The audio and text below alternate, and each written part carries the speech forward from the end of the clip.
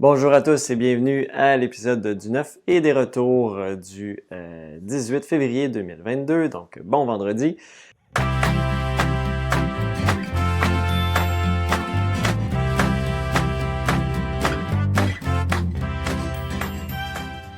Alors, on a reçu beaucoup de stock cette semaine et aussi vendredi passé, donc avant que je tourne la vidéo de la semaine, après que je tourne la vidéo de la semaine passée.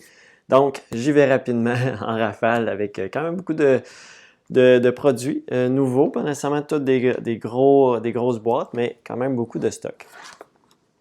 On a reçu ici une extension, l'extension Concordia Solitaria. Donc, pour jouer à un ou deux joueurs à Concordia, en anglais ici. Donc, c'est principalement ce que ça va ajouter. Et ça va ajouter aussi, en fait, on peut le combiner soit avec, si vous avez Concordia ou la boîte Concordia Venus. Donc, tout simplement. Donc, je ne rentrerai pas dans les détails pour l'extension. Tout ça, on a reçu ça ici.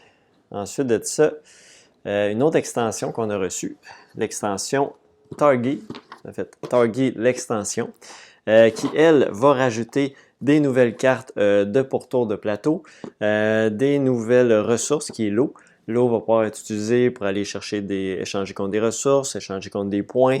Il va y avoir aussi des nouvelles cartes de tribus au centre du plateau qui vont faire de différents effets. Il y a aussi, on ajoute la Targa qu'on peut aller rencontrer, qui elle va nous donner des bénéfices. Il y a comme une espèce de paquet de cartes. C'est pas celui-là, mais il y a un paquet de cartes qui va nous donner des bonus. Encore là, quand on va mettre notre Targi sur un de nos Targi sur la Targa pour aller la rencontrer. Donc, vraiment un ajout qui semble assez intéressant pour un excellent jeu qui est Targi. Donc, on a reçu ça également. On a reçu aussi, je vais vous en montrer juste un, Crime Zoom, des petits jeux d'enquête. On a 55 cartes dans le paquet, un livret de règles, donc c'est tout ce qu'on a besoin pour résoudre les différentes enquêtes. Ça va être de l'analyse de scène, on peut comme zoomer sur les différentes cartes pour réussir à, bien sûr, résoudre les histoires. C'est à peu près 1 heure de jeu pour ces enquêtes-là. On dit 1 à 6 joueurs, donc 14 ans et plus, donc on peut les faire seul ou à plusieurs. Donc ici, on a sa dernière carte, No Fear, Oiseau de malheur et Écrivain mortel. Donc c'est les 4 de la série pour l'instant. On a reçu également Galaxy Trucker, mais la version française ici, éditée par Yellow. Galaxy Trucker, c'est un jeu qu'on avait déjà en magasin, mais en version anglaise. C'est un jeu de 2 à 4 joueurs, 8 ans et plus, une trentaine de minutes par partie. C'est un jeu dans lequel on va devoir en temps réel construire un vaisseau. Et par la suite, avec ce vaisseau-là, on va se promener dans la galaxie et il va falloir éviter les obstacles, etc. On va combattre aussi contre les ennemis. Il faut essayer de garder notre vaisseau le plus intact possible. On va aller aussi ajouter des éléments sur notre vaisseau pour faire des batteries pour alimenter différents secteurs. Et quand ça va se détruire, ben là, il y a des pièces qui vont se détacher, puis on essaie de garder le plus gros vaisseau jusqu'à la fin de la partie pour faire le plus de points de mémoire à la fin de la partie pour gagner en fonction de notre vaisseau. Donc, Galaxy Trucker, un petit jeu espace-temps réel et combat avec nos amis. Ensuite de ça, on a reçu aussi Get On Board en version française. Donc, Get On Board, New York et Londres. Vraiment simple comme jeu, mais ça semble super intéressant. C'est un jeu pour 2 à 5 joueurs, 8 ans et plus, une trentaine de minutes par partie. C'est un jeu dans lequel on va tenter d'aller chercher, comme on dit, le maximum de passagers dans notre autobus et le parcours qu'on va faire, on ne peut jamais repasser par la même route. C'est ce qui va déclencher notre fin de partie, c'est quand on est obligé de recouper où on a déjà passé. Et en fonction de qu'est-ce qu'on va croiser sur le plateau, on va faire des points sur notre carte. C'est un jeu de c'est pas nécessairement, il n'y a pas de rôle, mais c'est un jeu de cases à cocher quand même sur notre plateau. Plus on va cocher d'éléments dans différents secteurs, plus on va amener des passagers dans différentes zones aussi, dans différents bâtiments. Ça va donner des points de cette façon-là aussi.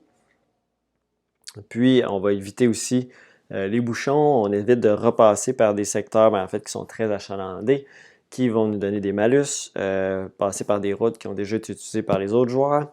Donc, un petit jeu très intéressant de cases à cocher. Donc, Get On Board, New York et Londres. Donc, en version française, bien évidemment. On a reçu aussi Objection. On l'avait déjà reçu quelques semaines, mais je n'avais pas commandé beaucoup. J'en ai recommandé d'autres pour Objection. Donc, un jeu à 2 joueurs uniquement, d'une 60aine de minutes pour des joueurs âgés de 14 ans et plus. C'est un jeu de Rock Manor Games. C'est un jeu dans lequel on va vivre des procès et on va soit incarner la couronne ou la défense et avec un système de cartes qui ont des symboles d'évidence, on va jouer ces cartes-là pour faire différents effets pour amener le juré de notre côté, donc le plus de membres du juré de notre côté pour réussir à remporter le procès. Donc, vraiment, on a une belle simulation avec un système de cartes. Chacun des joueurs va amener des personnes à la barre pour être questionnés et c'est comme ça qu'on va amener le juré de plus en plus vers nous. Fait qu'il y a des personnages qui sont plus du côté de la défense, bien évidemment, comme dans tout procès, on va avoir des témoins de la défense, des témoins de la couronne. Et de cette façon-là, on va jouer avec ça pour amener, comme je disais, le juré de notre côté. Donc, plusieurs scénarios qu'on peut faire, plusieurs cas qu'on va pouvoir faire dans Objection. Ici, c'est l'édition française. On a reçu également, je vais prendre les 2 boîtes parce que c'est assez similaire, le Railroad Inc. Challenge. Donc, c'est une nouvelle version, en fait 2 nouvelles versions pour Railroad Inc. Qui avait la version bleue et rouge. Et ici, dans les versions Challenge, c'est le même principe de jeu, sauf qu'on ajoute les challenges. Donc, c'est des cartes d'objectifs supplémentaires à réaliser pour des points supplémentaires à la fin de la partie. Donc, ça complexifie un peu nos choix de route. Principalement, Railroad Inc., juste pour rementionner, c'est un jeu de 1 à 4 joueurs. Si on mélange les 2 boîtes, on peut jouer jusqu'à 8. C'est 8 ans et plus et une trentaine de minutes par partie. C'est l'édition de Yellow ici en français. Et juste pour revenir, dans le fond, on va lancer des dés et on va devoir tracer tous les types de routes ou de chemins de fer, donc qui sont sur les dés qui ont été lancés. Il y a des extensions dans chacune des boîtes. Par exemple, ici, c'est les dés jaunes qui sont canyon et désert. Et ici, c'est forêt et sentier pour la boîte verte. Et on peut jouer avec ou sans les extensions, principalement. On essaie de rejoindre le plus de sorties possible avec les mêmes routes. Donc, c'est plus payant de cette façon-là. Et on essaie aussi de faire des chemins dans le centre aussi. Donc, petit jeu de roll and write classique, vraiment bien.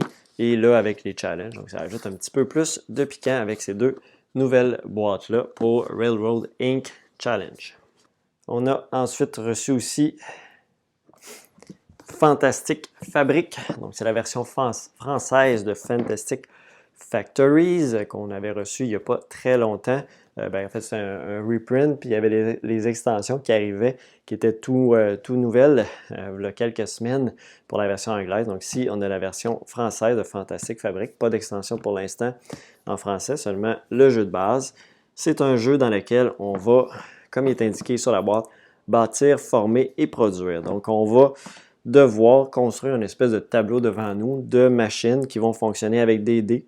Et on va avoir aussi un plateau personnel qu'on peut jouer avec les dés dessus pour produire de l'énergie, produire des ressources pour construire des bâtiments. Et il y a des bâtiments, dans le fond, qui vont être juste des monuments qui vont nous donner des points, des bâtiments qui vont nous permettre de modifier la valeur de nos dés, des bâtiments qui vont nous permettre de produire des ressources, des bâtiments qui vont nous permettre de produire des caisses. Les caisses, c'est des points. Le but, c'est de produire le plus.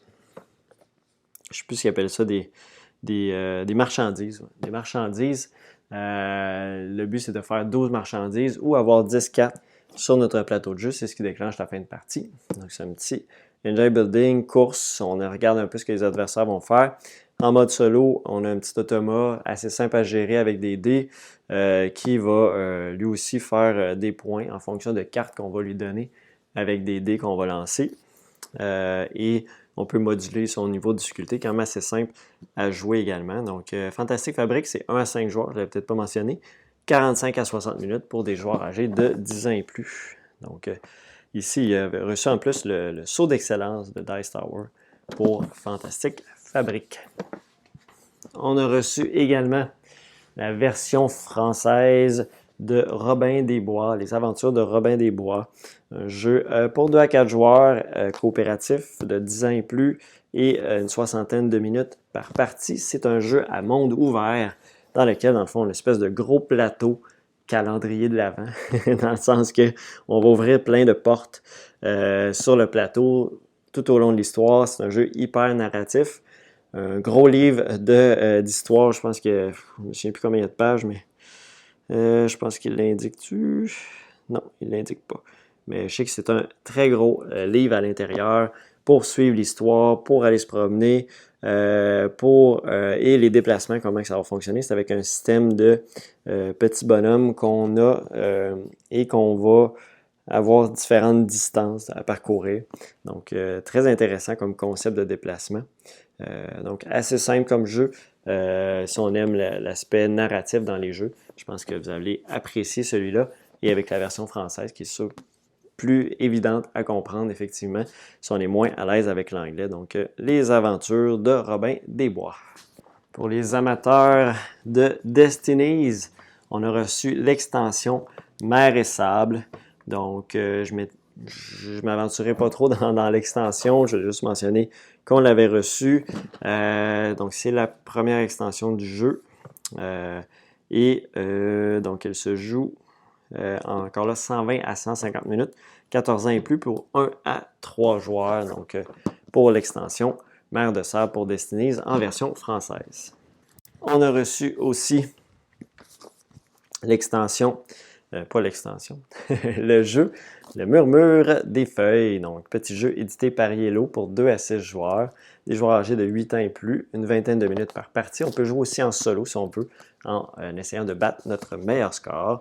C'est un petit jeu de roll and write encore ici, un peu différent dans lequel on va lancer 2 dés. On va devoir entourer des éléments sur le plateau et on va choisir lequel dans notre carré ou rectangle qu'on a entouré, lesquels des éléments on veut utiliser et on va cocher des petites cases en bas du plateau qui vont nous donner des points plus on va aller chercher d'éléments dans les différents secteurs.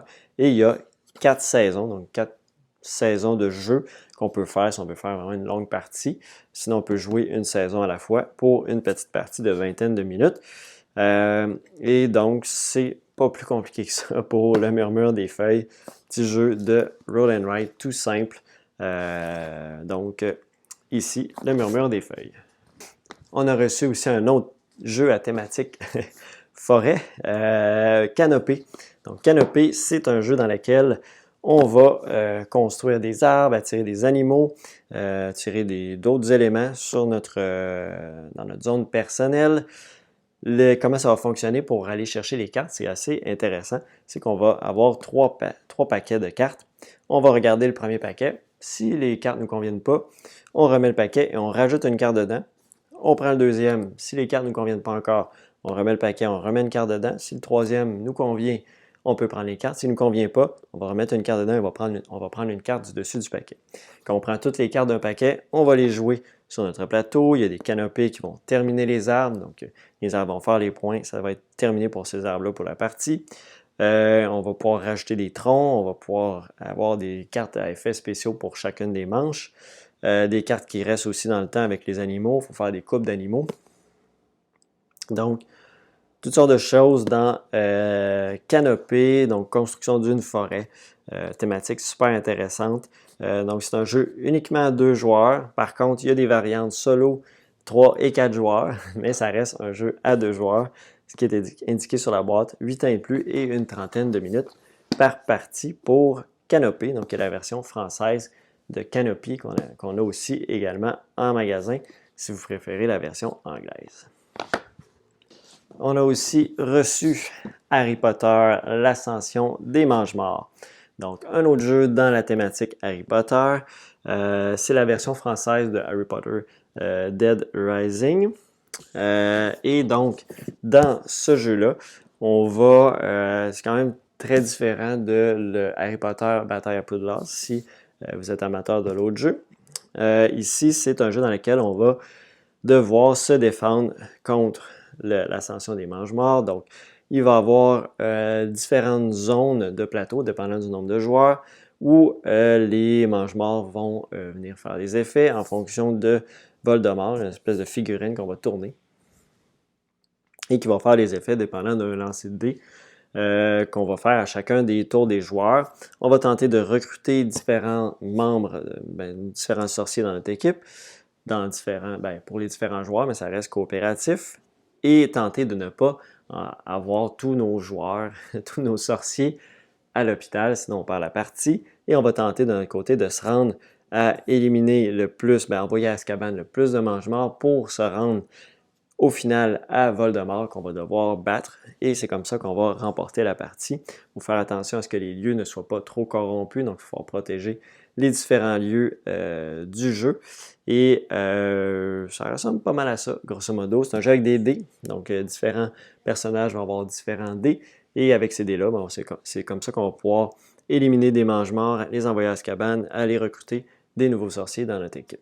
Donc, l'ascension des Mange-Morts Harry Potter, je n'ai pas mentionné le nombre de joueurs, c'est 2 à 4 joueurs, soixantaine de minutes et 11 ans et plus pour ce jeu-là. On a aussi reçu l'extension Uprising de Uprising pour Maracaibo en version anglaise. L'extension est pour 1 à 4 joueurs, 12 ans et plus et une trentaine de minutes par joueur, tout comme le jeu de base. Ça rajoute un nouveau automa Jacques et ça rajoute aussi des extras. Ah oui, c'est ça. Ça rajoute des plateaux modulaires, des plateaux épais avec des encavures, parce que les plateaux dans Maracaibo n'avaient pas d'encavure pour ne pas que toutes nos choses se déplacent. Et ça va rajouter aussi des promotions et toutes sortes de choses aussi que je ne m'aventurerai pas là-dedans. Donc, si vous êtes intéressé, c'est arrivé. Donc, l'extension de Uprising pour Maracaibo. On a reçu également Into Deep, donc en version anglaise. C'est un jeu pour des joueurs âgés de 14 ans et plus, 1 à 5 joueurs, 120 minutes. C'est un jeu semi-coopératif dans lequel on va être des cybercriminels. C'est un peu flou comme thématique, mais il faut comme être corrompu, mais pas trop. Il ne faut pas aller trop into deep pour pas avoir plein de malus. On va tenter d'aller chercher des évidences parce qu'il y a une espèce de syndicat dans la ville.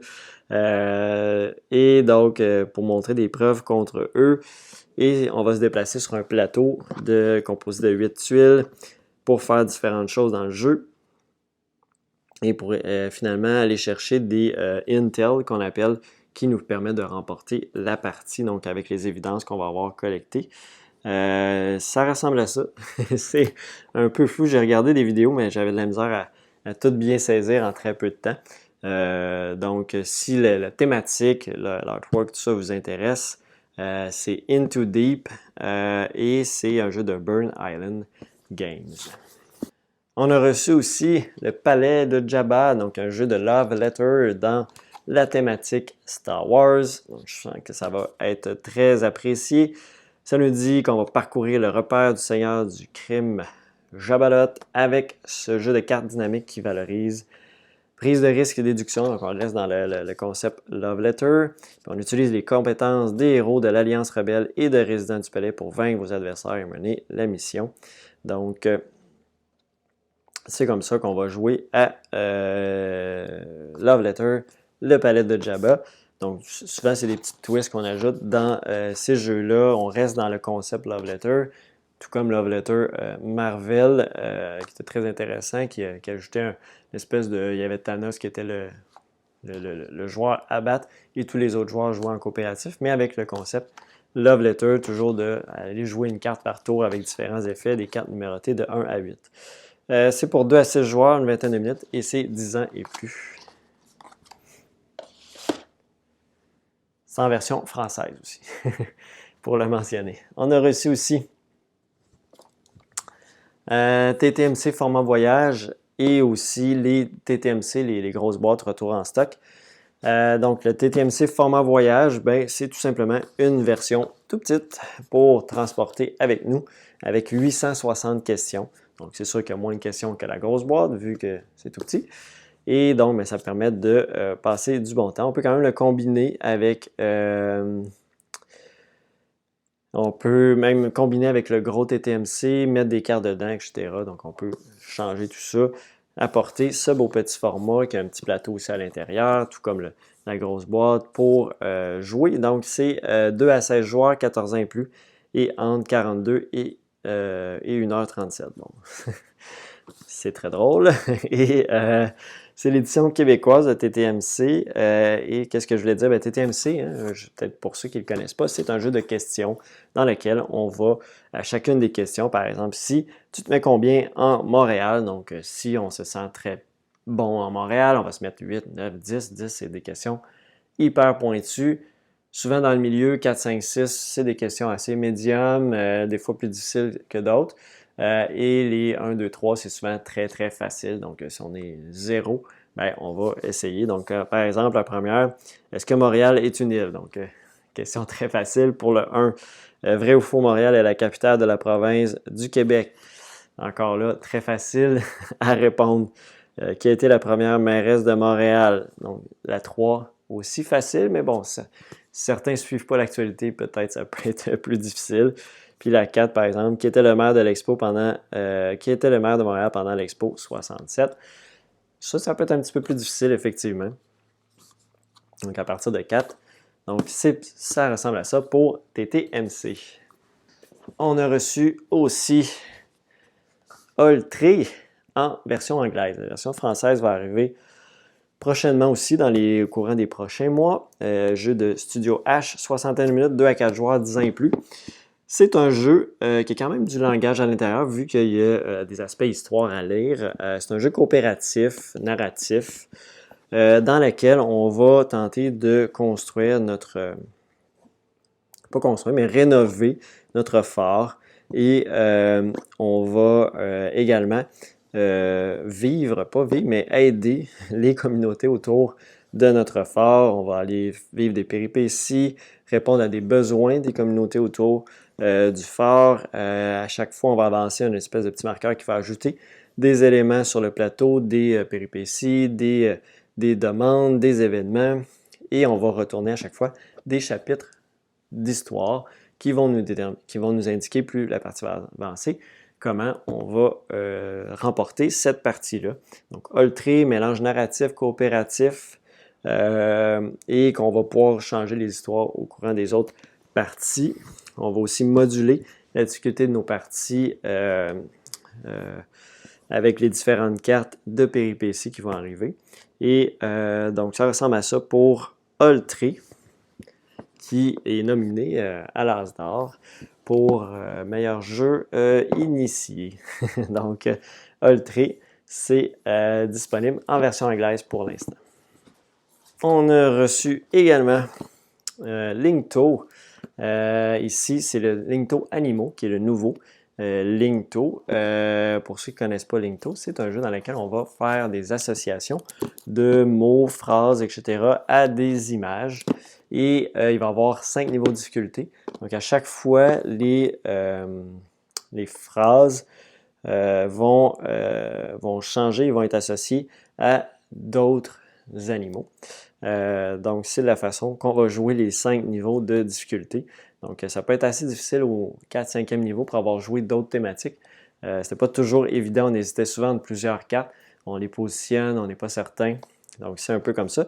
Et il va y avoir les clés de réponse à l'endos des cartes. Là, je ne me souviens plus quelle carte exactement, mais on est capable d'avoir les réponses quand on joue à Linkto. Et on a aussi des petits formats pour, pas des petits formats, des formats pour les petits de Linkto. Donc, des joueurs âgés de 2 ans et plus.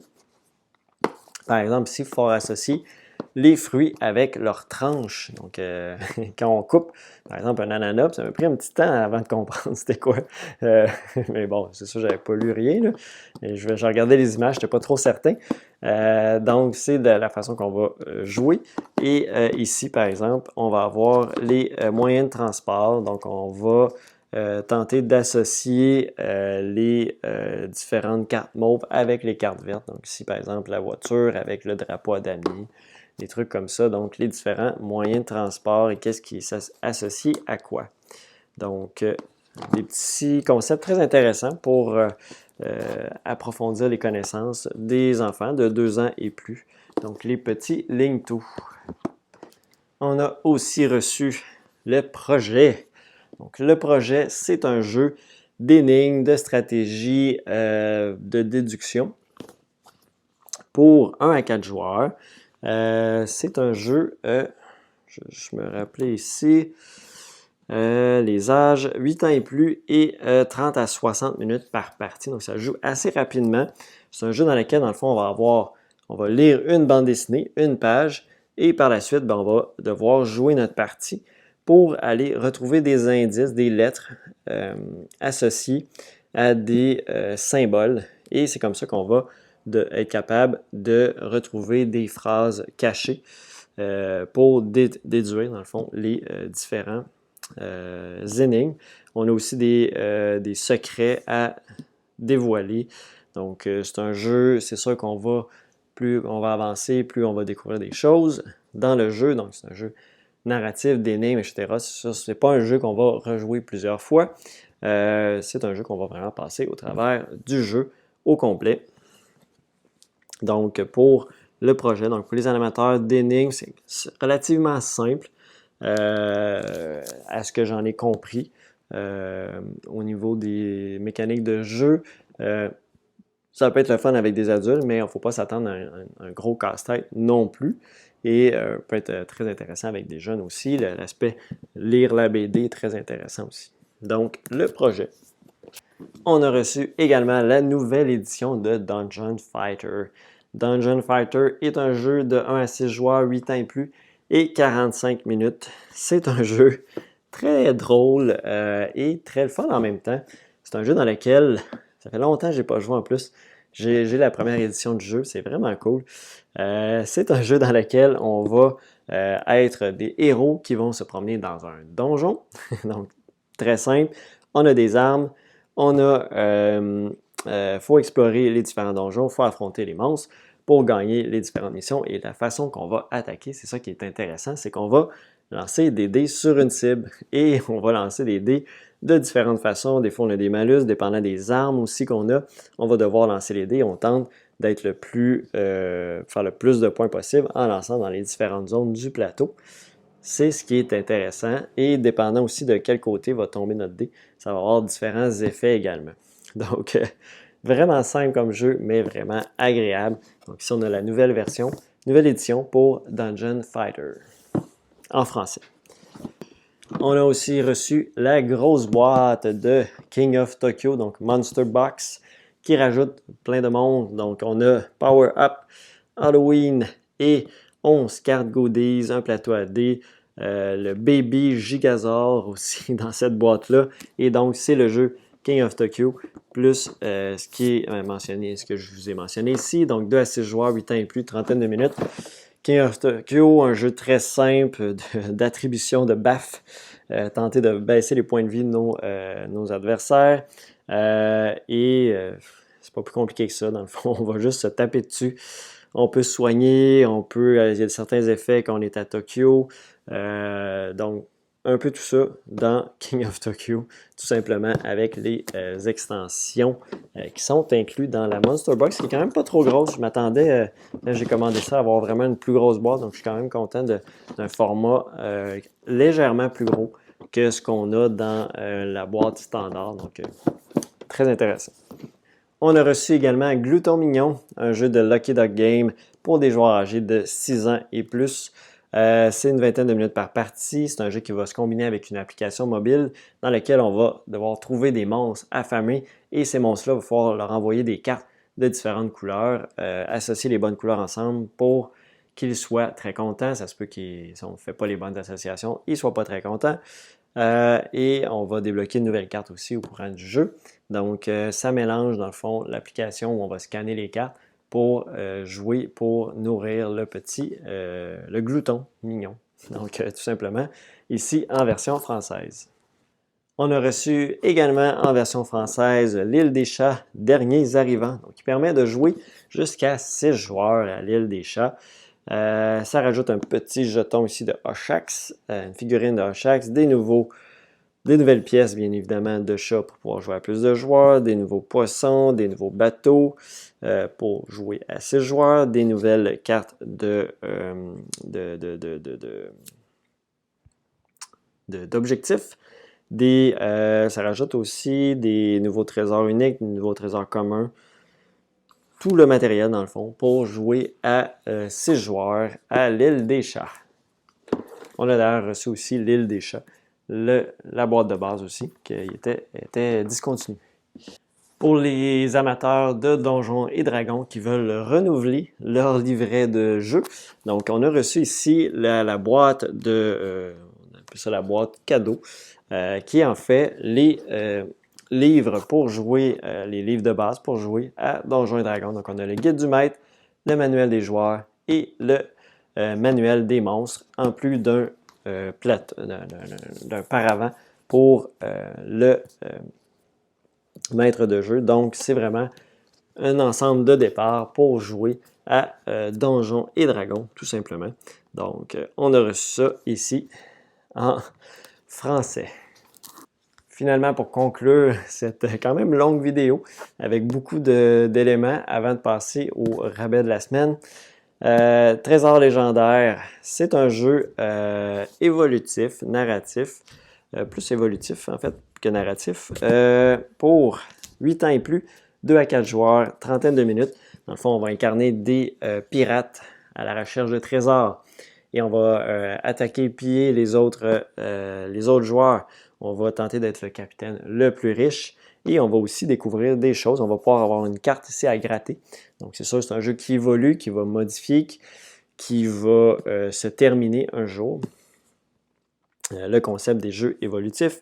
Il y a aussi 14 enveloppes secrètes à découvrir. Donc à chaque partie qu'on va jouer, il va y avoir de nouvelles choses qu'on va découvrir. Donc ici, Trésor légendaire si vous voulez incarner des petits pirates. Donc ici en version française.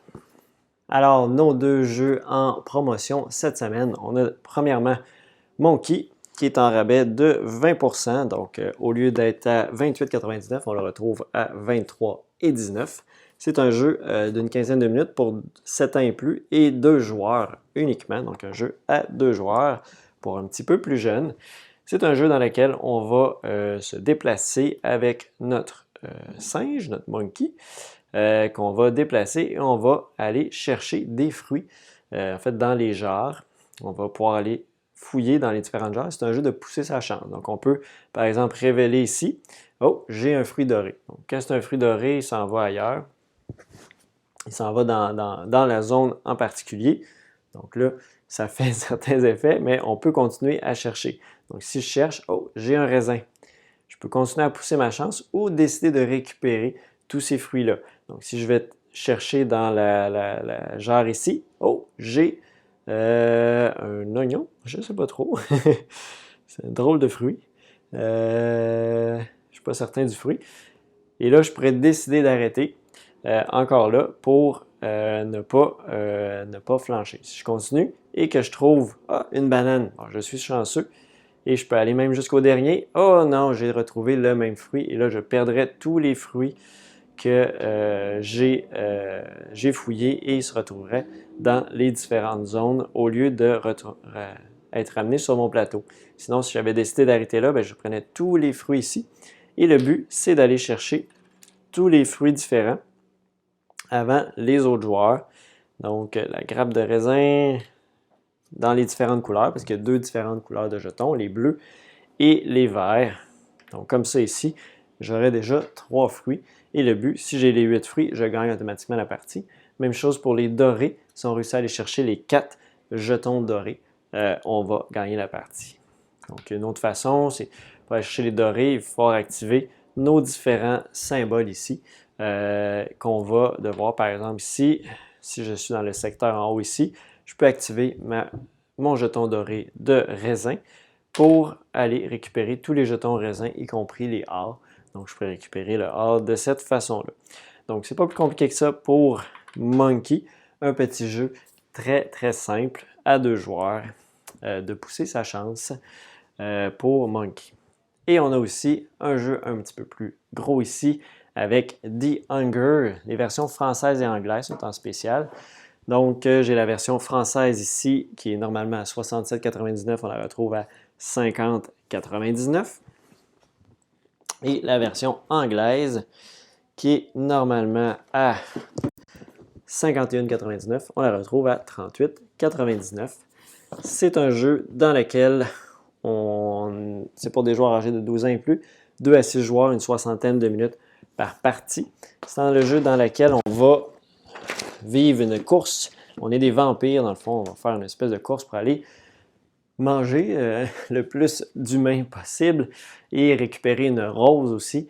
Et plus on va aller manger des humains, plus notre deck va être lourd, donc il faut se débarrasser de cartes. Mais c'est des cartes qui vont nous donner aussi des points. Et donc, on va se promener comme ça à l'extérieur du château et il faut revenir avant l'aube. Sinon, on va se retrouver ensemble. Donc, on ne survivra pas à la lumière du jour. Donc, c'est un jeu thématique vampire, un jeu de Richard Garfield, auteur de beaucoup de jeux, donc Magic, très célèbre, King of Tokyo, beaucoup de choses. Très long CV pour M. Garfield. Donc, ici, on a The Hunger, c'est un mélange de deck building et de poursuite.